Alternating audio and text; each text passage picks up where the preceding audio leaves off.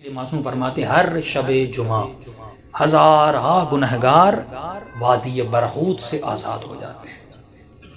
معصوم فرماتے ہیں مومن جب شب جمعہ آئے تو زیادہ سے زیادہ اپنے مرحومین کو یاد کیا کرو۔ ایک روایت میں آئے فرمایا جن کے والدین مرحوم ہو گئے، فرمایا ہر شب جمعہ تمہاری بوڑھی ماں تمہارے در پہ آتی ہے، تمہارا بوڑھا باپ تمہارے گھر پہ آتا ہے اور کیا سوال کرنے آتی ہے، میرے لال مجھے کوئی خیرات دو، مجھے کوئی ثواب دو۔ معصوم فرماتے ہیں یہ غافل انسان پوری رات سوتا رہتا ہے، یہ کھڑی رہتی ہے یہاں تک کہ صبح ہو جاتی ہے۔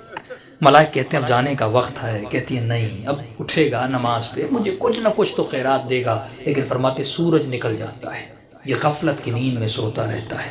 یہ بوڑھی ماں اور مرحوم روتا ہوا جاتا ہے اور کہتی ہے کہ میرے لال اگر تو آج مجھے کچھ دیتا تو میں بھی تمہارے لیے دعا کرتی۔ فرمایا والدین وہ واحد وجود ہے پروردگار عالم نے جو بنایا ہے، مرنے کے بعد بھی ماں کی دعا بیٹے کے حق میں قبول ہوتی ہے۔ یہاں تک فرمایا اگر پریشان ہو مصیبتوں میں ہو ماں کی قبر پہ چلے جاؤ، باپ کی قبر پہ چلے جاؤ، وہاں اس کے لیے کچھ مانگو اور دعا کرو، خدا اس کے صدقے میں، کیونکہ مرنے کے بعد بھی ماں بیٹے کی تکلیف کو دیکھنا پسند نہیں کرتی۔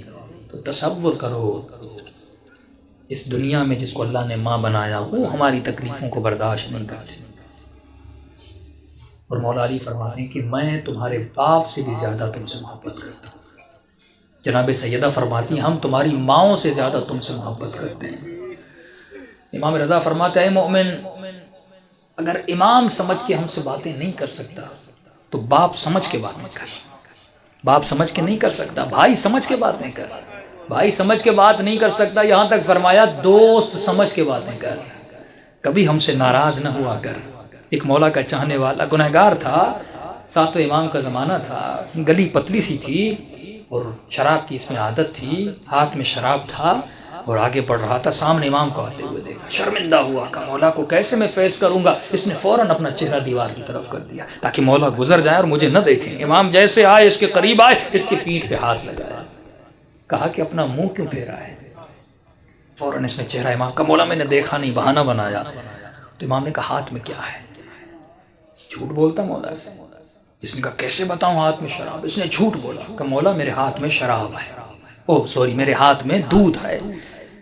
تو امام نے کہا اگر دودھ ہے تو تھوڑا ہمیں بھی پلا، ہم بھی پینا چاہتے ہیں۔ اب کہتا ہے میرے ہاتھ کانپ رہے تھے، تھا تو شراب اس برتن میں، کروں تو کیا کروں؟ کہتا جیسے میں نے اس برتن سے اس شراب کو اتارا تو وہ دودھ میں بدل گیا۔ امام نے ایک جملہ کہہ کر آگے ہو کر گزر گئے، فرمایا تو میرا چاہنے والا ہے، ایسا رہو جیسا ہمیں پسند ہے۔ دوسری بات امام نے کہا خبردار کتنے بھی گنہگار کیوں نہ ہو جاؤ لیکن کبھی بھی ہم اہل بیت سے پیٹ نہ دیا کرو۔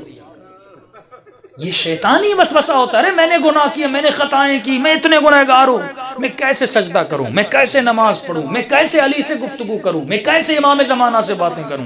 امام فرماتے ہیں ہم بیٹھے اس لیے ہیں تاکہ تو ہمارے ساتھ درد دل کرے، اور یہ وسیلہ خدا نے آپ کو دیا۔ امام رضا فرماتے ہیں ہمارے چاہنے والوں چھوٹی چھوٹی باتوں کے لیے ہمیں ہماری سیدہ فاطمہ کا واسطہ نہ دیا کرو، کیونکہ ہم ہر مصیبت برداشت کرتے ہیں لیکن اپنی دادی کی مصیبت برداشت ہم سے نہیں ہوتی۔